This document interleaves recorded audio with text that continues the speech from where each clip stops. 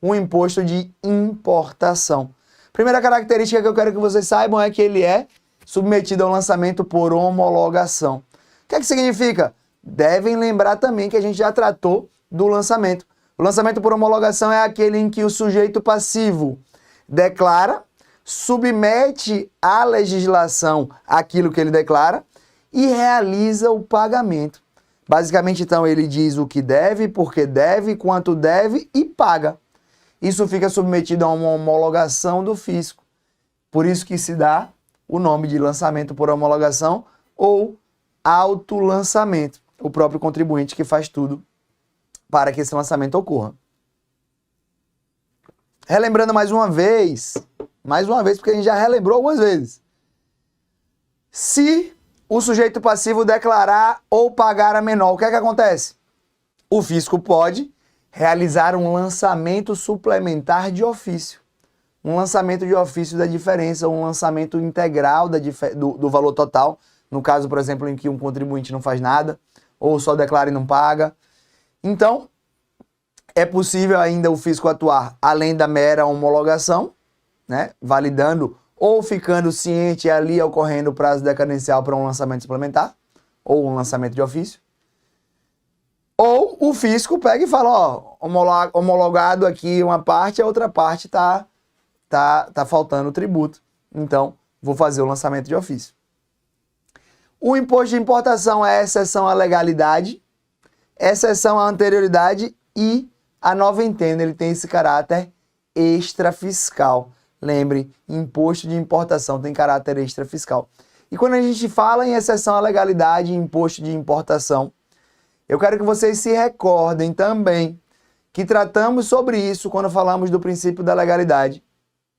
Ao falar que o princípio da legalidade e as suas exceções fazem com que seja possível a alteração de alíquotas e a movimentação de algum modo desses tributos por decreto, por regulamentos, mas a jurisprudência vai além, a doutrina vai além, é pacífico que, e o caso típico é o do imposto de importação e o imposto de exportação, é possível inclusive que haja alterações que vão abaixo da linha de poder do chefe do Poder Executivo. Como assim, professor? Já se validou na jurisprudência a alteração de alíquotas e a movimentação de imposto de importação e exportação por meio da Câmara de Comércio Exterior. Aí a gente vai ver aqui que o Siscomex ele acaba editando diversas resoluções e tem esse poder validado como um mecanismo válido de exceção ao princípio da legalidade. Beleza? Então, a exceção à legalidade no imposto de importação e no imposto de exportação, ela chega a ser ainda mais marcante. Fechou? Vamos ver algumas características do imposto de importação, antes da gente chegar em alguns casos práticos enfrentados pela jurisprudência. Algumas características. Olha, a verificação da entrada da mercadoria estrangeira no território nacional. Como é que se dá essa verificação da entrada? Porque, veja, se eu estou tratando de imposto de importação, o que é que eu vou tributar no final das contas? A importação de alguma coisa. Algo que sai do mercado exterior e entra no mercado nacional. Essa verificação e os contornos que decorrem dessa verificação são os aspectos mais contundentes e mais cobrados a respeito do imposto de importação. E aí, vai ser considerada a entrada em território nacional ainda que se dê para fins de posterior exportação. Então, o fato gerador ocorre na entrada no território nacional, que daqui a pouco eu vou dizer em que momento específico essa entrada se dá, mas se dá na entrada, ainda que ocorra uma futura exportação, como no caso do regime de drawback, em que entra para sair, tá? Olha que legal, isso aqui já é legal, isso aqui já é uma pequena exceção. Não incide o imposto de importação quando a mercadoria apenas transita pelo território brasileiro. Vejam a diferença quando eu digo em mercadoria que entra para ser exportada. São duas operações. A de aquisição e a de venda. Imagine a outra situação. Determinado produto sai do Chile em direção a Portugal.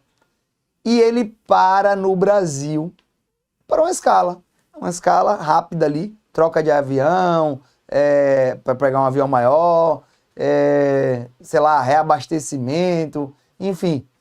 É uma parada temporária a caminho do destino final. Nesse caso, não incide o imposto de importação. Por quê, professor? Porque não ocorreu efetivamente o fato gerador do imposto de importação, que é a importação. Houve uma mera transição do produto aqui pelo Brasil. Então se diz que, temporariamente, como um avião de carga que faz sua escala para abastecimento no Brasil. O STJ também já afastou a incidência do imposto de importação sobre os casos de importação ilícita de bens. Como assim, professor? O senhor não disse já que vigora no direito brasileiro o princípio do non-olet, no sentido de que o dinheiro não tem cheiro? Então, por mais que as operações ilícitas, elas sejam ilícitas, elas serão tributadas? De fato é.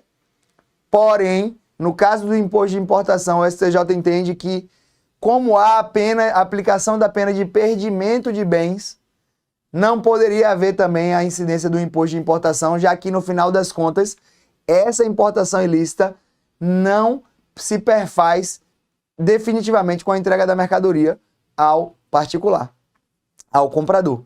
Então, já se afastou a incidência do II, do imposto de importação, nos casos de importação ilícita pela aplicação da pena de perdimento de bens.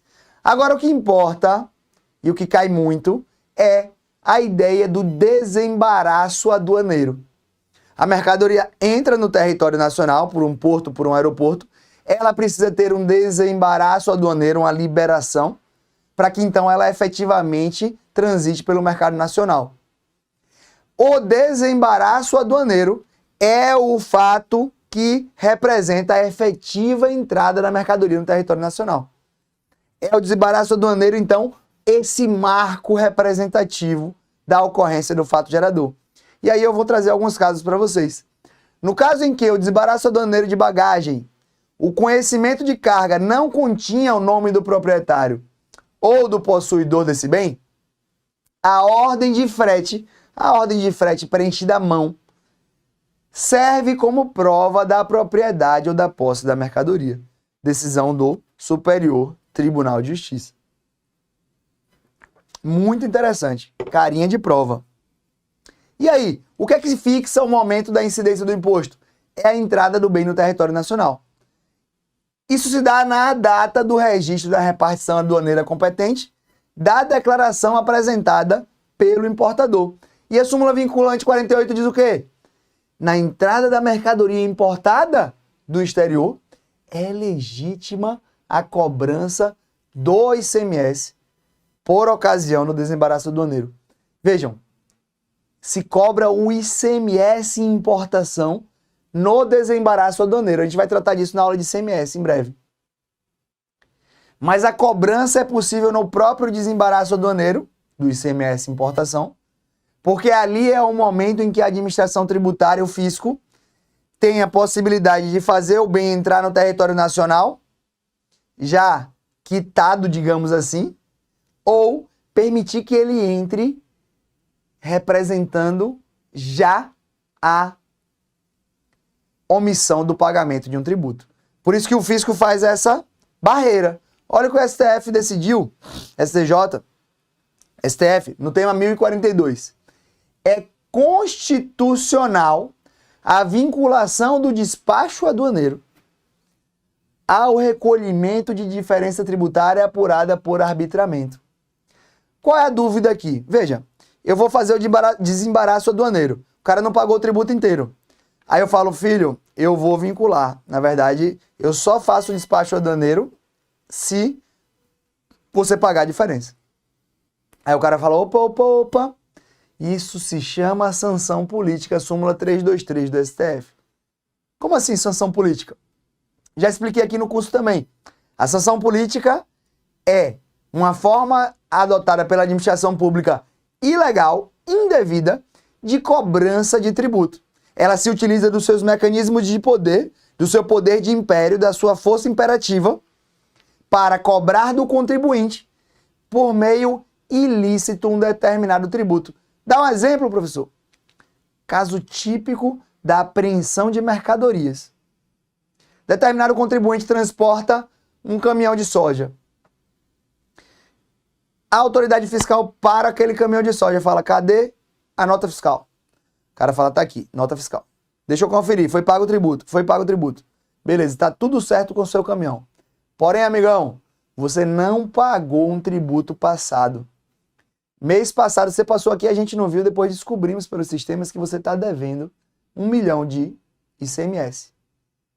E aí? A mercadoria está apreendida, não sai enquanto não pagar o tributo anterior. SF fala, gente, vocês não podem fazer isso. Se existe uma tributação passada indevida e não paga, vá cobrar pelos meios legítimos. Inscreva em dívida ativa, proíba a emissão de certidão negativa, ou seja, de certidão positiva, ajuize uma execução fiscal, ajuize uma cautelar fiscal, faça alguma coisa, mas não apreenda a mercadoria numa operação que é legítima. Essa é a súmula 323 do STF, que parece muito se contradizer com essa vinculação do despacho aduaneiro, sem o recolhimento da diferença. O STJ diz que a situação é distinta e que não se confunde com a previsão da súmula 323, cujo objetivo é vedar sanção política caracterizada pela apreensão de mercadoria.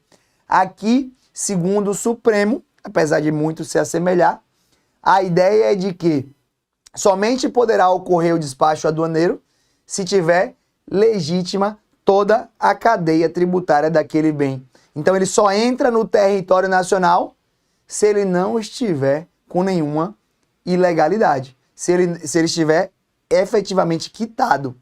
O que é que configuraria claramente uma sanção política num caso desse?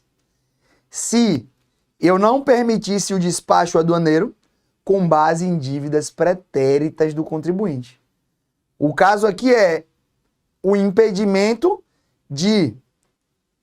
O impedimento não, é a liberação para a autoridade fiscal de que ela faça o seguinte, que ela não permita que determinado produto ingresse no território nacional em infração tributária e assim permaneça em caráter permanente. Então, o fisco fala, velho, não dá para deixar isso sair daqui assim. Beleza, isso não é sanção política. Se o fisco falasse, apesar de estar tudo certo nessa mercadoria, querido, você não pagou uma da semana passada. Então, essa está apreendida. Aí era uma apreensão de mercadoria, tá? Segundo o Supremo Tribunal Federal. Como se dão as alíquotas do imposto de importação? Previsão constitucional, elas são ad valorem ou específicas. As ad valorem são os casos mais comuns que a gente lida aí no direito tributário. Elas são compostas por um percentual a ser multiplicado por uma determinada base de cálculo, que seria o valor do produto, o valor da operação. Ou elas são específicas, são fixadas já em um montante a ser cobrado em relação a cada unidade de medida já previamente definido essa especificidade de cobrança, beleza? O STJ alterou o seu entendimento em 2020 para considerar que os serviços de capatazia, veja que loucura, sabe o que é o serviço de capatazia, Jackson? É o serviço de capataz, veja que loucura, que é aquele cara que no porto transporta as mercadorias. Esse era o cara que matava. Jackson achou que era o cara que matava na fazenda. Esse é o capitão do mato.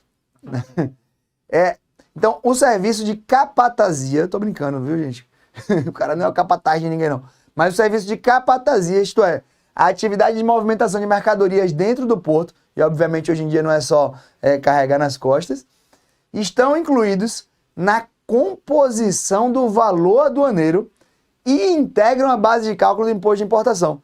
Então, o valor da base de cálculo do imposto de importação é o valor daquela operação, dentro do qual o serviço de capatazia, que é a movimentação que gera um custo, está incluído para fins de incidência do imposto de importação, especialmente quando essa alíquota é ad valorem, ou seja, incide sobre uma determinada base de cálculo. Beleza? Julgado de 2020, super importante. com bastante cara de prova. Mais um julgado importante, agora já um pouco mais antigo, trata do seguinte. A Lei 8032, ela prevê que as instituições de educação possuem isenção de imposto de importação e de IPI, Imposto sobre Produtos Industrializados, caso importem bens do exterior. A dúvida que surgiu e foi apreciada pelo STJ era se a entidade que não fosse de educação, mas fosse uma entidade cultural, teria também direito a essa isenção. E a resposta do STJ foi positiva. O STJ disse basicamente que não há como dissociar uma entidade de educação de uma entidade cultural. Ela disse o seguinte, cadê aqui? As entidades com finalidade eminentemente cultural também estão inseridas nessa expressão legal, considerando que não se pode dissociar cultura de educação. Isso aqui é aquele típico caso que, assim, o STJ podia dizer exatamente isso, ou podia dizer o que eu acho que ele deveria dizer, é que as isenções, elas devem ser interpretadas literalmente, conforme determina o CTN, e deveriam ser somente para as entidades de educação. Mas o STJ aqui quis dar uma interpretação ampliativa, que para mim foge do que deveria ter feito. Mas, ok, entidades culturais, segundo o STJ, também se arvoram aí da isenção prevista para entidades de educação da Lei 8032 quanto à isenção de IPI e de imposto de exportação. Beleza?